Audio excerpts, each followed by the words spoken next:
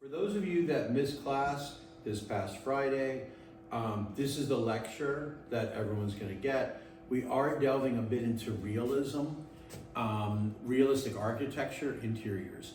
Interiors are really important in the fact that they are so featured in theater, television, and film. Humans live interiors. Humans have all sort of domestic or commercial interactions interiors. So many stories take place in them.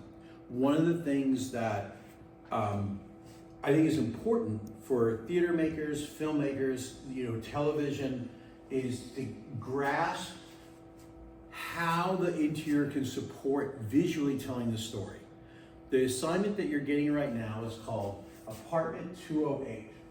And you're gonna make a model box or a model like this in the same model box that you used for your last project. So you probably have to make 2 model boxes if you haven't turned in your other one, or at least take a photograph of the first project in your model box. And then we will look at this one, not next Friday, because next Friday coming up is President's Day. It is a campus holiday. The following Friday.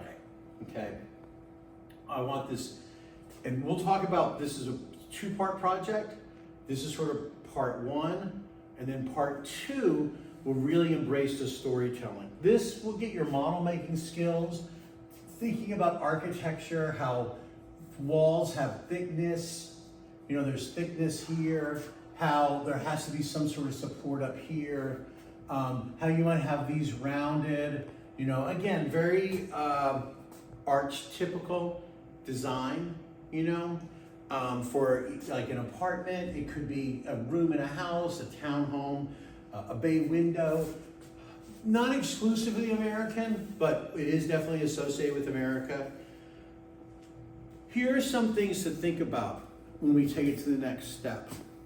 So what can we learn by seeing just the inside of an apartment? Or of any interior that's like a house, a condo. What can that tell us?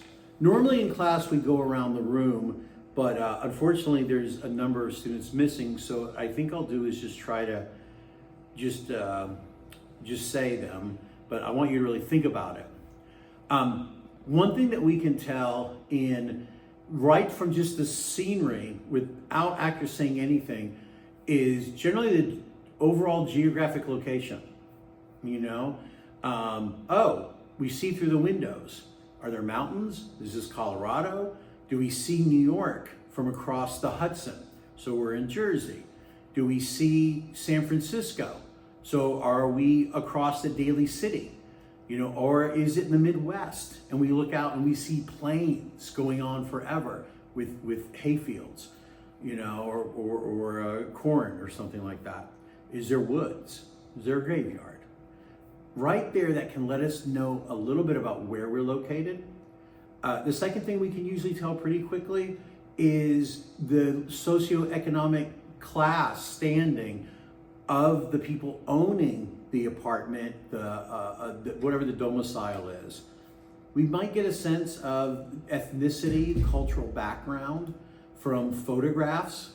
We see a lot of photographs and they clearly look like they're, from Latin America. Maybe, there's people from Latin America or Eastern Europe, okay? Again, I would think of this as probably, for your Apartment 208, taking place in America. I think it's a little bit easier. Some people have put it in other countries.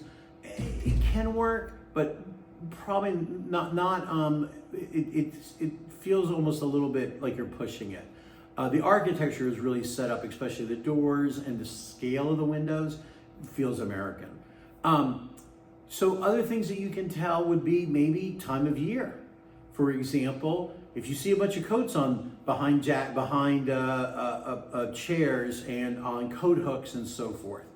An easy way when you really want to say time of year, put a calendar in there, okay? Other things that you can sort of tell would be what year this is taking place. For example, is the 1950s, 1970s, 1980s. Architecture itself is the slowest thing to change. Currently, the fastest thing to change is electronics. You know, if you think about a laptop that you had 5 years ago, 10 years ago, 15 years ago, okay, you think you put an iPad, what does an iPhone look like versus a cell phone from 10 years ago? So all those kind of things are the things that move the quickest. Next are like small appliances, then furniture, then your wallpaper and carpeting, and last, of course, the buildings themselves. So for example, if something takes place in the 1980s, it would not be uncommon to have late 60s, 70s interior, but yet have late 80s electronics, something to that effect. So you kind of want to think about that. It's not always the latest. It might be a little bit older. A little bit like when we think of menswear, a man wearing something from the 80s right now would not look that crazy. Think about a men's suit.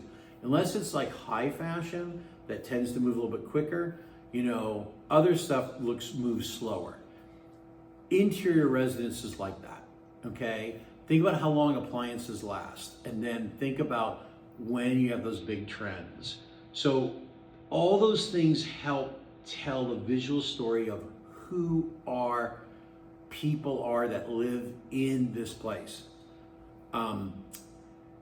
So that's it for the lecture part.